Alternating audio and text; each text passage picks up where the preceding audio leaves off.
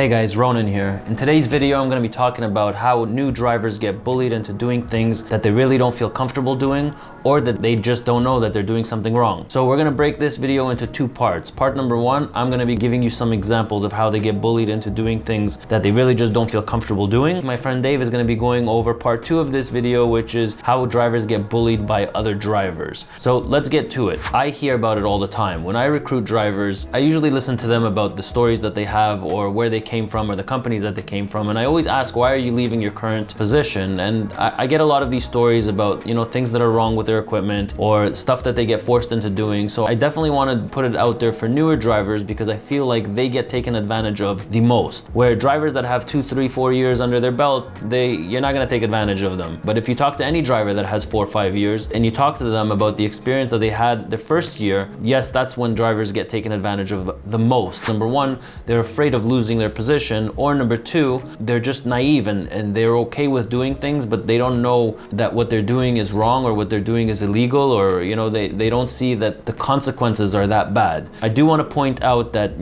drivers today get blamed for everything on the road, especially with all these electronic gadgets through our cell phones. We have YouTube, we have Facebook, Netflix. These are all distractions and pop-ups that come to our cell phones, and drivers are being held accountable more and more for everything that happens on the road. It's really common right now. The drivers get charged with negligence, charged with texting and driving. They get charged with, I've seen manslaughter, and I've seen distracted driving is extremely common. And I feel like drivers in their first and second year, it's a lot more common for them to get charged with these things because they just don't know better. So let's get back into our video and talk about how drivers are getting taken advantage of by their carriers. So number one, a good example of this is you come on board to a new company and they promised you a truck, whether it's a 2020 or 2021, and then you get to your first day and all of a sudden your truck's standing there and it's a 2017 or 2016. Well, that's red flag number one. The truck that was given to you is not the actual truck that you were promised. The second thing that I don't like happening is when you take that truck and all of a sudden you find minor defects or major defects. Now, if you find the minor defect, you think to yourself, should I close my eyes on this or should I say anything? Absolutely, you need to say something. I hear a lot of stories of drivers that, get their new trucks and then they have major defects and minor defects. I mean, what do you do in this situation? You're supposed to tell somebody right away that you do not feel comfortable driving that truck until these problems are fixed. When you do your pre-trip inspection, if you find any major defects, just write it out on a piece of paper and then give it to your recruiter or give it to, send it in an email to safety, whatever company you're working for, bringing it to their attention that the truck has both minor defects or major and minor defects that need to be fixed before your first trip. Newer drivers will get lured into doing their first trip with these minor defects or major defects. Now, they might be afraid to say something because they don't want to lose their job. Yes, I know you're in a very tough situation, but at the end of the day, it's your driver's license, and if a scale pulls you over and you get dinged for an air leak, or if you get dinged for whatever major or minor defect there is on that truck, you're gonna have a hard time finding a new position. If you're working there for 6 months or 8 months and then you have 2 infractions on your CVOR or your driver record, I as a recruiter, I wouldn't hire you. And the reason I wouldn't hire you is because either you don't do a proper PTI or because you won't stand your ground and say no. Because sometimes, bullying does come from dispatch, and management doesn't always know what's going on within their company. So a dispatcher can be pushing you to do things that you're not supposed to be doing, like running over your hours. Management needs to know about it, right? So if you're getting bullied into doing something that you don't feel comfortable doing, if management doesn't know and you're not the type of person that's going to tell them, then I have a problem with hiring a driver like that. I want to know what's happening, and I want our management team to know what's happening with our drivers, especially if anybody's telling you to do something that you shouldn't be doing.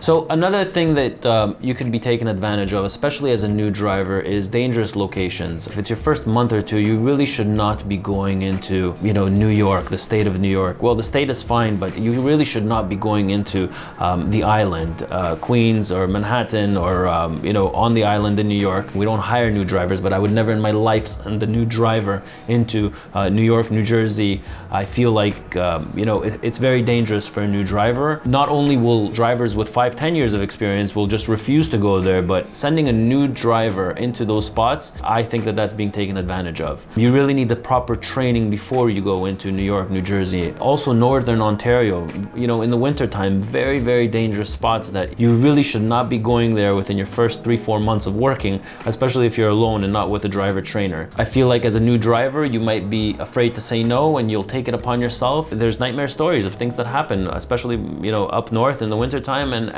in New York and New Jersey. I mean, how many times do we hear of stories of drivers going under a bridge? He just didn't know what he was doing, and it's not really his fault, it's the lack of training. You know, you really need to be properly trained, and I feel that you will be taken advantage of if you're in the wrong company. Hi, this is Dave. Welcome to the ET YouTube channel. We're trying to unite the trucking industry, from drivers to dispatchers to management, unite us all on the same page and build a better industry. Doesn't matter if you're the first day on the job or you've been doing it for 50 years. We hope that you find something that will make your job better, maybe even easier. And if you like the information you get, subscribe and have a good day.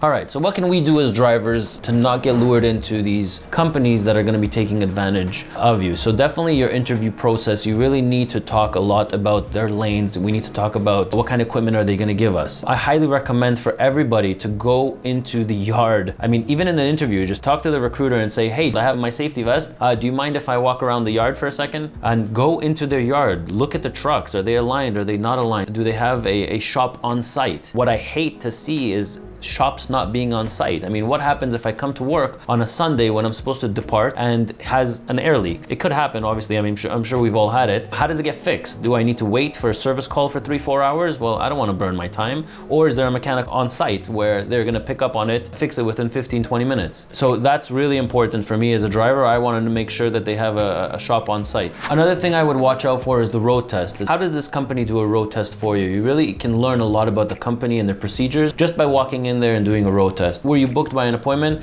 or did you come in and just wait for an hour or two until you got your road test? So that tells me a lot about a company and how professional they are based on that road test. When you're doing your PTI, when you're inside that yard, have a look at the other trailers, have a look at the other the trucks. What year are these trucks? I mean, are they aligned? Are they all the same color? Are they not the same color? Do they have nice decals on them, or do they just have, you know, one logo and one word on it on the side of the trucks? You can really tell a lot about a company if their trucks are clean and how often they wash their trucks. If the trailers are filthy and if the trucks are filthy, it'll tell you a lot about the trucking company that you're working for or want to work for. So definitely have a look at their trucks and just glance at it, and you'll see, you know, 1, 2, 3 trucks, and if they're all filthy, it says a lot about the company that they will not waste money on washing their trucks, and it's a huge one, right? Your appearance is a lot. I hear horror stories all the time about companies not paying their drivers. I hear of drivers not getting paid, especially when they want to leave the company. So you don't want to put yourself in that situation. For me, the most important thing is when people part ways, you know, what happens? I won't make them wait their 30 to 60 days for their final pay. I will pay them on their last day. So I'll bring them into the office, I'll draft up, you know, all their mileage, and I'll give them a check, and I'll make them sign a form that they got paid for everything until their last date. I won't make them wait 30 to 45 days. I have probably the highest stats of returning drivers. And because of the way that I depart with the drivers, and because I pay them everything on the day that they leave, they always have a good feeling about it. And when things go wrong in their other company, they always come back here.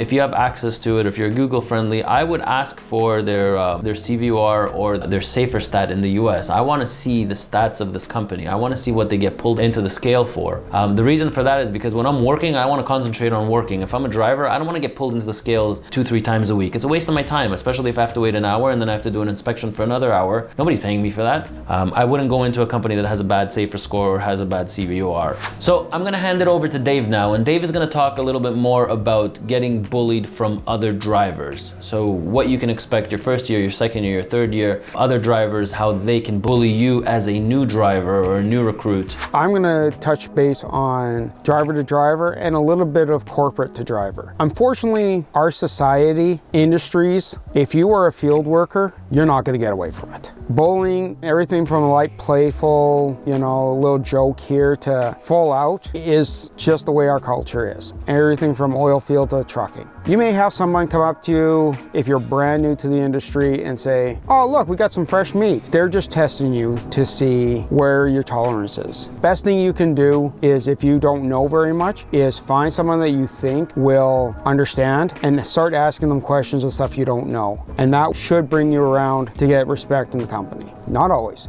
because you do have some people that just will be asses no matter what. If you go up and ask somebody how to load a shack, just for example, if you're doing flatbed, and they actually show you where to put your slings, where you put your chains once it's loaded, stuff like that, that's just somebody who was testing you to see if you're actually going to ask for help when you need it, or knowledge when you need it. If you go ask somebody the same question and they just tell you to figure it out, that's just an asshole. Like, it's all going to be their response. If you actually prove to them that you want to learn, or you want to know more about your industry, like where to put your axle, where to chain, how to chain, stuff like that, most people will be willing to help you because you're trying to learn, and it's because you don't know. There are some people that just don't care. They're just there to do their job, but they will come on hard to you to see what your character is like until you start asking, then they know where you're at and help you to be a better driver. Damage. If you come out and you see someone's punctured your tires, or someone smashed your window out, somebody pulled your fifth wheel pin because they thought it was a joke. Career damage. They'll sabotage you to deliver, or sabotage you to pick up. They'll cause you to be late, or, you know, stuff like that. Or they'll tell the office damaging stuff. That kind of stuff is uncalled for. A little playing around, I'm not saying it should happen, but a little playing around to thicken someone's skin, you're never gonna get away from the shit that people do, like, that goes too far. Damaging your equipment, taking your equipment. If you're a flatbed driver, taking all your chains and boomers so you have nothing, that's going too far. And being like, oh, you should have known, you should have checked. No, that's just being an ass. If you go open your lock boxes for chains and boomers, if you're a deck driver and you find that you don't have enough or you don't have any, and you go ask somebody, I just got my trailer, just got my truck, whatever, I don't have this supplies, where do I go get them? And that person will be more respectful to you for asking, and either show you where to get it or tell you who to talk to get it. An ass will just say, laugh at you and walk away. Ronen was talking about corporates bullying you. I kind of agree with what he's saying, and I kind of don't. In past companies I've worked for, I know of dispatchers and management that would purposely take a new guy and give him the biggest pile of junk or the crappiest loads to see if he's got what it takes, or she's got what it takes for this industry. Or on top of that, you know, their character, their work stamina, stuff like that. Unfortunately, if you do that job and stay at it and do well at it, you become a fixer. And what a fixer is the ones that get all the crap loads, all the loads that no one else will take because you've been able to do it. So sometimes it's a crapshoot that it's a good thing but a bad thing. You got to decide on that. I can't tell you how much crap to take before you say something to someone. This industry, you need thick skin. If you're gonna run to HR or whatever for every little comment, this is not the industry for you. But there is a point where it's gone too far, and everybody's threshold for it's gone too far is different. You have to decide that. In this industry and oil field, like basically field industries, you're gonna get bugged. It doesn't matter if you've only worked a day or you've worked 50 years. Some people are doing to build you thick skin. Some people, that's just the way we talk. Like, I got a couple friends, actually most of them, I'll sit and insult them for 5 minutes and they'll insult me for 5 minutes, and then we'll start talking. That's just the way we are. You may come in here and say, well, I can't handle this, and go to HR, and best thing I can tell you is you have your own threshold of what is acceptable and what isn't for insults, whatever. You have to decide, and if that means going to a different company or a different carrier, then that's what it means. You have to feel comfortable, safe, and happy wherever you are. So in closing, I mean, bullying is wrong. Whether it's your 5-year-old daughter, 7-year-old daughter, son, if they're in school and daycare, I mean, we all hate bullying. So bullying doesn't only happen with kids, it also happens in today's world, in the trucking world. You heard today how drivers get bullied from companies, and you also heard how drivers get bullied from other drivers. So we're just trying to create awareness. We're trying to educate new drivers when coming into the industry. Don't get discouraged. Make sure you find yourself that right company and don't get discouraged. We do produce a lot lot of videos on trucking related topics, and if you're enjoying these videos, give it a thumbs up. We are coming up with a few really cool new videos, so in order to get the notification whenever we do post new videos, give it a thumbs up and hit that bell notification. And don't forget, subscribe to the channel. And I'm Ronen, and I'll catch you in the next one.